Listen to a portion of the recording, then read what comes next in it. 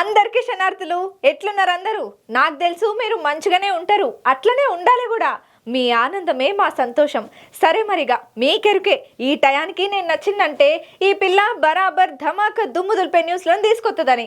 మీరు అనుకున్నట్టుగానే ధమాకా న్యూస్లను దుమ్ము దులిపనికి పట్టుకొచ్చిన కాబట్టి మన ఛానల్ మార్చకుండా వార్తలు పురాగా ఓడిసేదాకా చూస్తూనే ఉండుండ్రి. సరే మరిగా మన ధమాకా న్యూస్లను చాలు చేద్దామా? చలో షురు. మొట్టమొదలు ఫిరీలా వచ్చే గ్యాస్ సిలిండర్ బుక్ చేసుకునేందుకు గడువు చాలా తక్కువ రోజులే ఉన్నదట.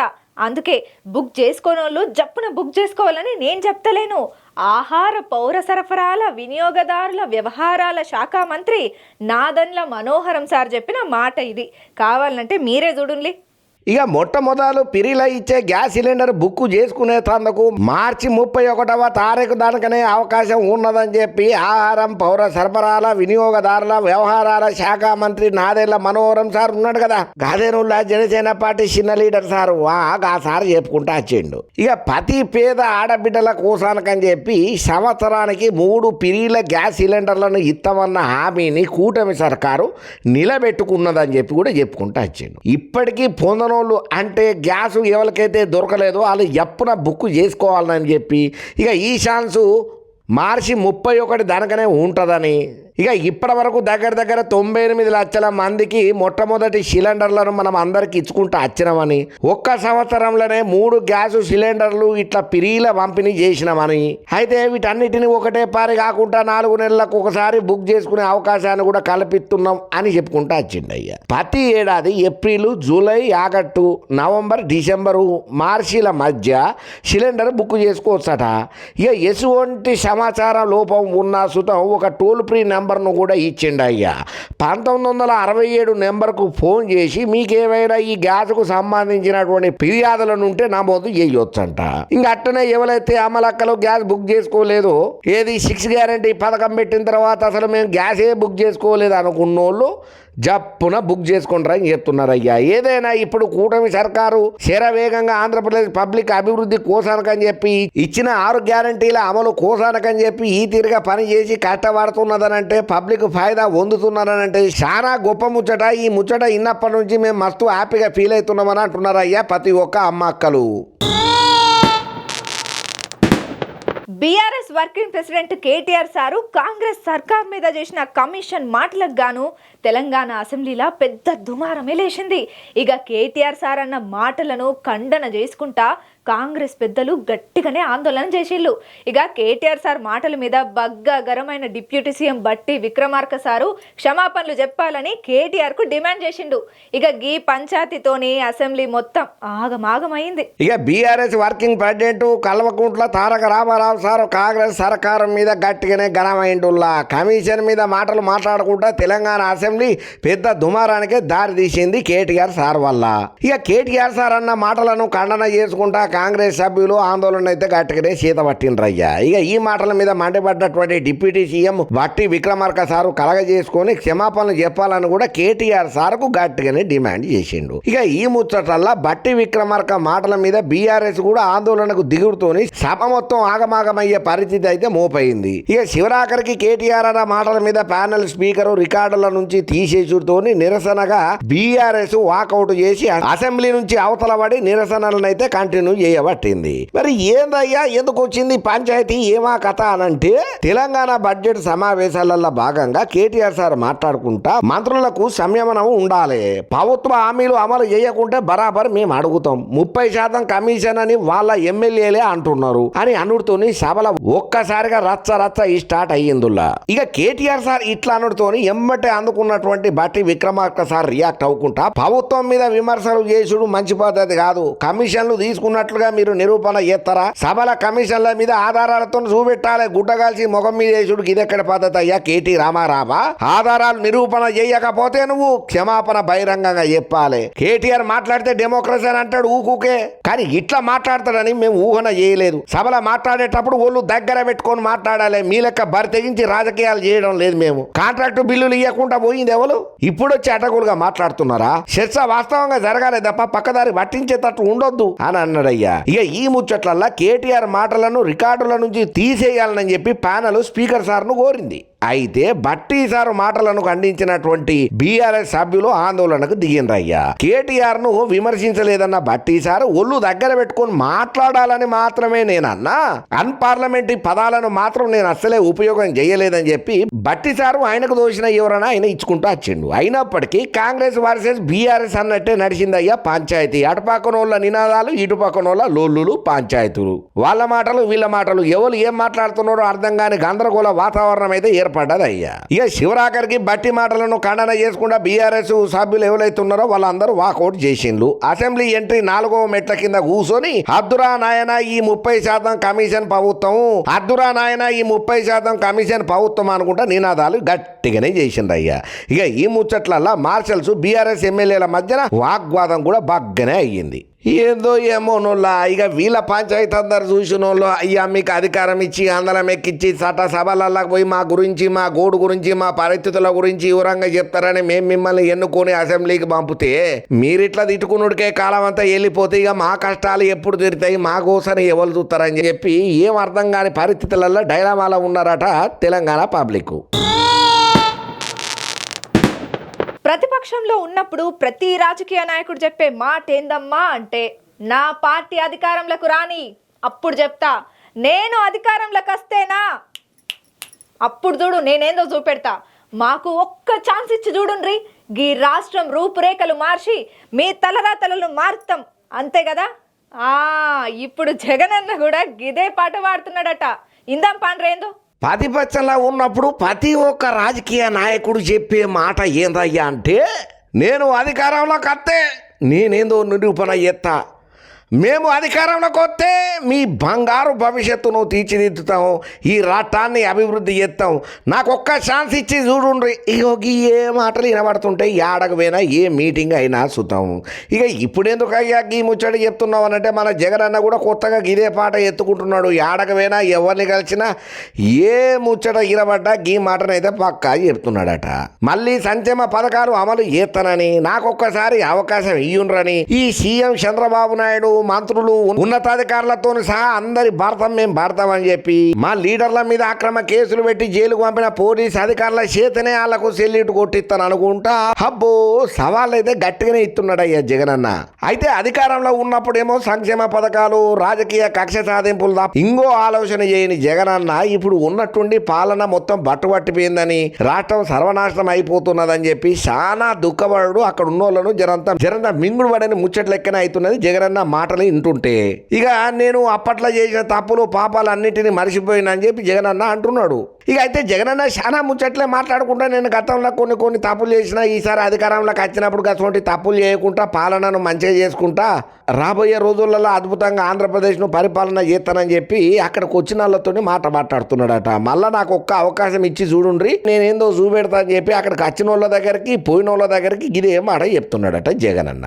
కాకపోతే మొన్నట్లయినా ఎలక్షన్ 2024 పబ్లిక్ మళ్ళా 175కి 175 ఇచ్చి నెత్తిన పెట్టుకుంటారని అనుకుంటే అధపాతాళానికి దొక్కినట్టుగానే 11 సీట్లకే పరిమితం చేసుడు జగన్ అన్నక అస్సలు మింగుడు పడతలేదు. ఉన్న పార్టీలలో పక్క పార్టీలకు పోతారని అంటుంటే ఈయన మళ్ళా నాకు అధికారం ఇయ్యమనంటే మళ్ళా అధికారం ఇస్తే గదే రోజాను, గదే అంబటిని, గదే పేర్ని నానిని, గదే గుడివాడ అమర్నాథ్, కోడాలి నాని గిసుంటోళ్ళనే తీసుకొచ్చి మా నెత్తి మీదనే రుద్దుతాడనే భయం సుతం ఆంధ్ర పబ్లిక్ గట్టిగానే వాడుతున్నారట. ఏదేమైనా ఇప్పుడు చంద్రాల సార్ ముఖ్యమంత్రి బాధ్యతలు చేతబట్టి 9 నెలలు పూర్తిగాక మునిపే అమరావతి, పోలవరం సహా ఇంకా చాలా రాష్ట్రాలకైతే అభివృద్ధి పనులు మొదలైపోయినాయి. లక్షల కోట్లు పెట్టుబడులతో ఎక్కడికక్కడ పరిశ్రమలు పెట్టనీకనైతే తయారవుతున్నారు. ఇక ఎన్డీఏలో టీడీపీ చేరిన తర్వాత కేంద్ర ప్రభుత్వాల మధ్య సత్సంబంధాలు బలంగా ఉన్నాయి. గసొంటి లీడరే మనకు కావాలి. మరీ ముఖ్యంగా చెప్పుకోనికి ఎన్డీఏలో చంద్రబాబు కీలకంగా మారిండు. ఇక అక్కడ ఉన్నటువంటి పబ్లిక్ కొంతమంది ఆలోచన చేస్తున్నారట, ఇప్పుడున్నటువంటి కూటమి సర్కారు అద్భుతంగానే పబ్లిక్ ఫాయిదా చేస్తున్నది కదా, మళ్ళీ ఇప్పుడు ఎందుకు లేని తలకాయ నొప్పులు చూద్దాం, ఇంకా 4 ఏళ్ళు ఉన్నది కదా, అప్పటిదానిక కాకపోతే అప్పుడు ఆలోచిద్దాం ప్రత్యామ్నాయం అనే ఆలోచనలలో కూడా బాగా మంది ఉన్నారట. మోహన్ లాల్ సారు ఒక వివాదంలో ఇరికిండుల్లా, అది కూడా అయ్యప్ప పవిత్రమైన సన్నిధి శబరిమల. అగ్గో మరి ఎందుకమ్మా వివాదం అంటే, ఆయన పూజ చేసుడే వివాదానికి కారణమైంది. ఏంది పూజ చేస్తేనే వివాదం అవుతుందానమ్మా అంటే గీ ఆర్త చూస్తే మీరే అంటారు అవును పిల్ల బరాబర్ చెప్పినవని. ఇక Malayalam super star Mohan Lal sir Sabarimala పూజ చేసుడు పెద్ద వివాదమే అవుతున్నదల్లా. మరి ఎందుకయ్యా గంత వివాదం అని అంటే ఈయన కామన్ గా పూజ చేస్తే ఏం కాకపోతుండే, కానీ ఎవరి గురించి అయితే చేయకూడదో గసంటోళ్ళ గురించి వచ్చి అది కూడా శబరిమల చేసుడుతోని ఇప్పుడు ఈ వివాదం పెద్ద రచ్చకు చర్చకే దారితీస్తున్నది. ఎవరి గురించి అయ్యా మరి మోహన్ లాల్ సార్ గంతగనం పూజ చేసిండారంటే మమ్ముట్టి సార్ గురించి. మరి ఈ మమ్ముట్టి ఎవరయ్యానంటే ఆయన ఒక ముస్లిం, మరి మోహన్ లాల్ ఒక హిందూ అట.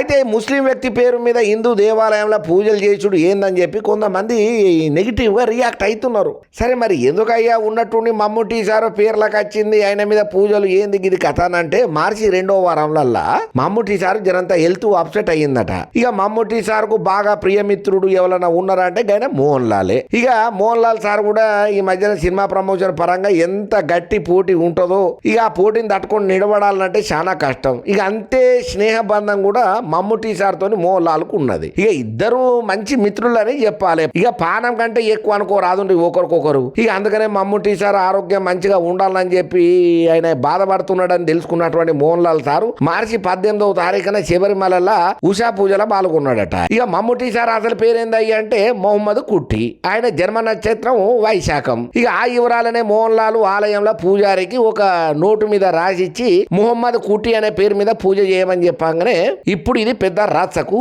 దారితీసింది. ఎందుకయ్యానంటే శబరిమల దేవస్థానం ఇచ్చిన రసీదుకు సంబంధించిన ఫోటో రీసెంట్ గా సోషల్ మీడియాలో బాగా వైరల్ అయ్యింది. ఇక ఈ ముచ్చట్లల్లో కొంతమంది చాలా సానుకూలంగా రియాక్ట్ అయితే హిందూ ముస్లిం అనే తేడా లేకుండా మమ్ముట్టి కోసం మోహన్ లాల్ సార్ ప్రార్థించడానికి కొంతమంది మాత్రం నెటిజన్స్ తారీఫ్ చేస్తున్నారు.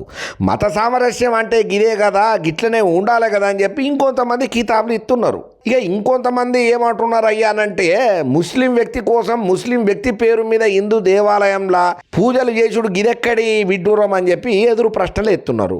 ఇంకా అంతనే కాకుండా మాధ్యమం న్యూస్ పేపర్ ఉన్నది కదా, దానికి సంబంధించినటువంటి మాజీ ఎడిటరు ఇన్ఫ్లుయెన్సర్ అయినటువంటి అబ్దుల్లా అనేట ఆయన కూడా దీని మీద రియాక్ట్ అయ్యిండు. ఇక ఆయన మాటలలో మాట చెప్పుకుంటా ఒకవేళ మమ్ముట్టి ఆయన కోసం ప్రార్థించమని మోహన్ లాల్కు చెప్పినట్లయితే ఆయన ఇస్లాం విశ్వాసాలను ఉల్లంఘన చేసినట్లే అవుతుంది. అందుకు గాను మమ్ముట్టి బహిరంగ క్షమాపణలు చెప్పాల్సిందేనని చెప్పి అబ్దుల్లా అనేట ఆయన కూడా డిమాండ్ చేస్తున్నాడు. సరే మరి మోహన్ లాల్ సార్ ఏమంటున్నాడు అయ్యానంటే అరే మమ్ముట్టి బాగుండాలని ఆయన ఆరోగ్యం మంచిగా ఉండాలని నేను ప్రార్థనలు చేసిన గాదాని గురించి ఇంత రచ్చ చేసుడు గిదెక్కడి పైశాచికత్వం గిదెక్కడి రాక్షసత్వమా. ఒక మనిషి అనారోగ్యంతో బారిన పడితే దేవుడు సబ్కా మాలిక్ ఏకే అని అంటారు కదా, గా దేవుణ్ణి నేను ప్రార్థన చేసేటట్టుగానే శబరిమలకు వచ్చి దండం పెట్టుకొని దేవుణ్ణి ఒక కోరిక కోరిన మా మిత్రుడు మంచిగా ఉండాలి ఆరోగ్యంగా బయటకు రావాలని గా తప్ప అని ఎదురు ప్రశ్న ఎత్తున్నాడట మోహన్ లాల్.